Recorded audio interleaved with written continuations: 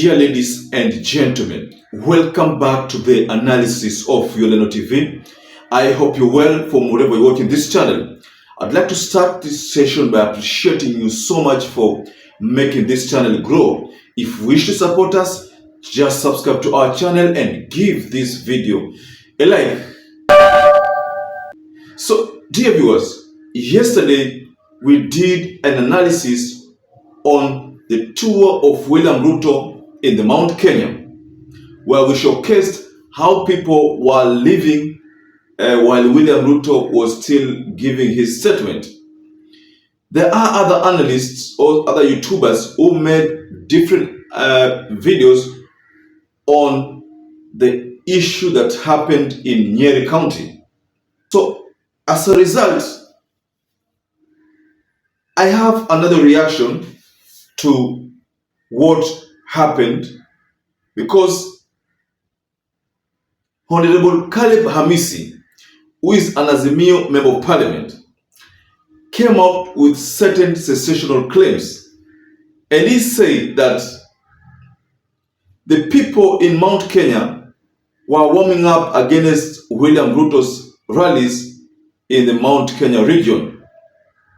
So Honorable CALEB AMISI went to his Twitter handle and said the following: after over 50 MPs were sent to mobilize the whole night up to and including morning breakfast door-to-door relief food, the president could only address a crowd smaller than what Kanini Kega addressed with Sabina Chege last election. Ruto is now sitting inside.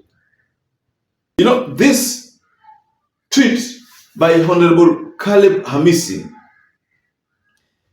is trying to portray an image of Mount Kenya of people who could have lost hope. You see, these people were those groups who are called hustlers. There was a case of Nyeri County where it is alleged that the people who turned up for William Ruto's rally walikuwa wachache mno. And according to CALEB AMISI, he says that machifu walipewa pesa, politicians karibu 50 member of parliaments walipewa pesa, waende door to door, waongeleshe watu waje. Tena kulikuwa na relief food. According to CALEB AMISI, kulikuwa na relief food ambayo ilipeanwa, waende waongee na watu wajitokeze kwa wingi. So this is what CALEB AMISI is saying, that is a strategy that was used to get people out.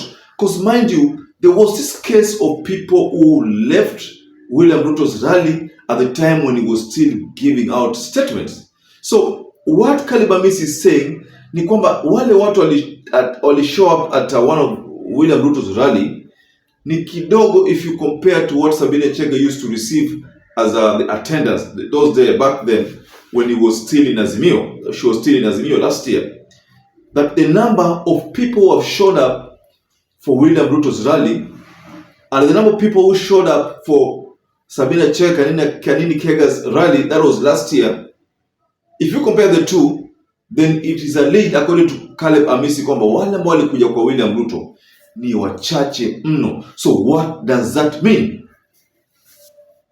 CALEB AMISI precisely said the following: after over 50 MPs from Central Kenya were sent to mobilize the whole night up to and including morning breakfast, the president could only address a crowd smaller than what Kanini Kega addressed with Sabina Chege last election.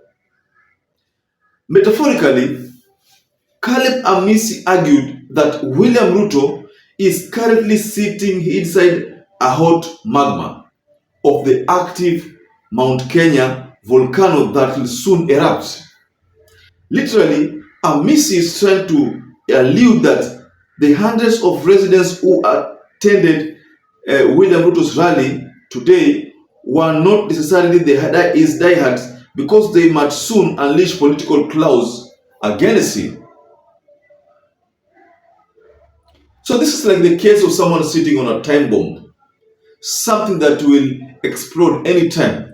So it talks about the hundreds of people who showed up for his rally, that hao watu ni kama wale ambao wamekalia time bomb, they will explode anytime. And when they do that, they will be against William Ruto. So that's what CALEB AMISI is trying to tell us in this in his tweet. And I am sharing a video of a particular rally within the Nyeri County. Just check this video so that you can get to understand what CALEB AMISI is saying. Check this video.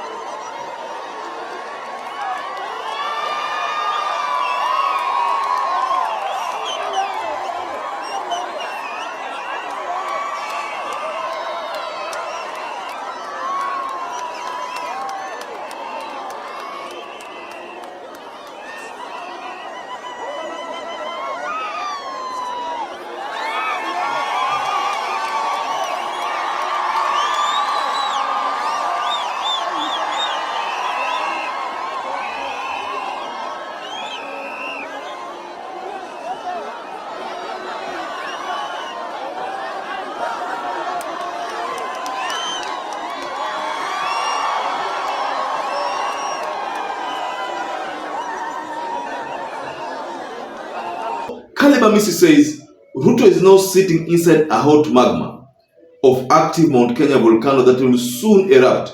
You will try to swim with the glaciers towards Lake Victoria, but climbing back to the top will be like getting 10 glasses of milk from a hen. It is boiling at the mountaintop. This is a message directed at William Ruto. It is boiling at the mountaintop. The likes of Cecil Mbarire are not telling William Ruto the correct picture. I agree with the leaders like the Bungoma County governor, who is allied to the Kenya Kwanza, but he has said that Sahi Kenya Kwanza are in trouble. He admitted, Ken Lusaka admitted that the Kenya Kwanza government is in limbo. Why? Because people are crying over the high cost of living, but the government is turning a blind eye on that cry. So he said that the government is in limbo. That is a very strong message from someone from Kenya Kwanza. The government is in limbo. There is a time Alice Wahome said something when he was being interrogated. She said that it is hard to implement William Ruto's manifesto on dams. Pretty hard. That is a CS of water and irrigation saying so. So if a CS can say so, then sisi ni kina nani tukatae? A whole CS could detect that what William Ruto is proposing or is advocating for in his manifesto cannot be achieved. That is a CS of water and irrigation saying or making such remarks. So that's why, as a result, I still maintain that William Ruto needs to do a lot if he's to even secure a chance for re-election. He must do a lot. Remember, he's trying to deliver at a time when Raila Odinga is overly rejuvenated. But they are the ones who asked for that, because Raila was giving it some time, but they said wanataka opposition, say. They kept saying, they kept playing around the bush, but now they are facing it.